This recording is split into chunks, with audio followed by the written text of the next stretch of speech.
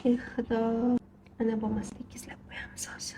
Yoshlikda eslab птичий молоко tortini tayyorladim. Yoshligimizda onajonim har bayramlarda aynan mana shu tortni tayyorlab berardi. O'zi oddiy bo'lsa ham juda ham mazali tort edi. Oqidan sarig'ini ajratib olamiz. Oqiga oz-ozdan shakar solib 7-8 daqiqa mikser qilib olamiz. Sarig'ini qo'shamiz, unimizni elab, yaxshilab aralashtirib olamiz. Olibga solib, qizib turgan duxovkada biskvitimizni pishirib olamiz. Ustidagi mazali sufle kremini tayyorlaymiz. Oddiy suvga jelatinni bo'ktirib qo'yamiz va tuxumlarimizni oqidan sarig'ini ajratib olamiz. Oqiga oz-ozdan shakar solamiz. Qattiq massa bo'lguncha mikser qilib olamiz. Gazda sariyog'ni eritib, moloko qo'shamiz va bo'kkan jelatinimizni ham solib, yaxshilab aralashtirib olamiz. Massani mikser qilingan massamizga qo'shamiz, ikkovini yaxshilab aralashtiramiz va sufle kremimiz tayyor bo'ladi. Tayyor biskvitimizni yaxshilab propitka qilamiz va ustidan kremimizni qo'yib 3-4 soatga xolodilnikka qo'yib qo'yamiz. Ustini shokoladli ganash bilan bezatib olamiz.